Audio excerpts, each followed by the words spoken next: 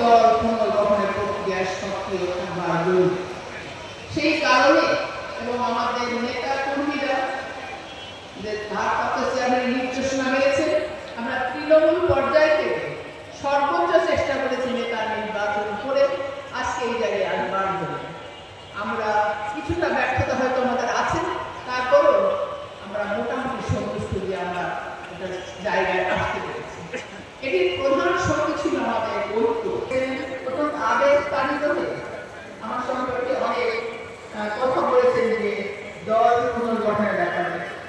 আমি একটি কথা পরিষ্কার বলতে চাই, আমরা যদি দলের আদর্শের প্রতি নিষ্ঠাবান থাকি এবং মনে করি একটি সাধারণ কর্মী হলেও দলের কাজ করবার দায়িত্ব আমাদের প্রত্যেকের। যিনি পদে আছেন, যিনি নেই, সংকটে যদি পড়ে দল, সেখানে এই সমস্ত মানুষদের কাজে লাগে। আমি একটি ছোট্ট উদাহরণ দিয়ে আমার বক্তব্য শেষ করব।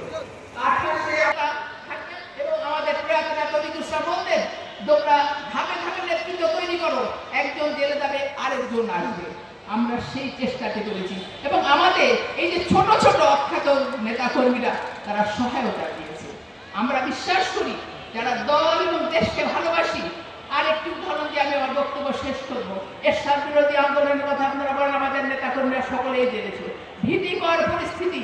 আমার সামনে প্রফেসর ফিরোজ মোস্তফা বসে আছেন, আমরা একই সাথে চাকরি করতাম। তিনি আমাকে বলেছিলেন, আপা দল কি শেষ হয়ে যাবে? কতিপয় যারা গৃহবধূ তারা সেদিন মাঠে নেমেছিলেন দলকে সফল রাখবার জন্য।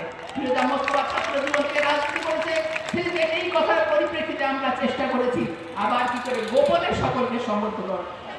এর একটি কারণ দলের প্রতি, দেশের প্রতি, আমরা দেশ এবং দেশের সার্বভৌমত্বকে অক্ষুণ্ণ রাখবার জন্য প্রতিজ্ঞা নিয়েছি। সেই প্রতিজ্ঞার প্রতি আমাদের আস্থা। আমরা দেখেছি বেগম খালেদা জিয়া নিজের ব্যক্তিগত শোককে চাপা দিয়ে সমস্ত আরাম আয়েশ ত্যাগ করে আমাদের এই 18 কোটি মানুষের ঘরের শান্তি বুঝে নেবার জন্য রাজপথে সেদিন নেমে এসেছে এবং রাজপথে লক্ষ মানুষের পায়ের ধুলার জয় ওঠে।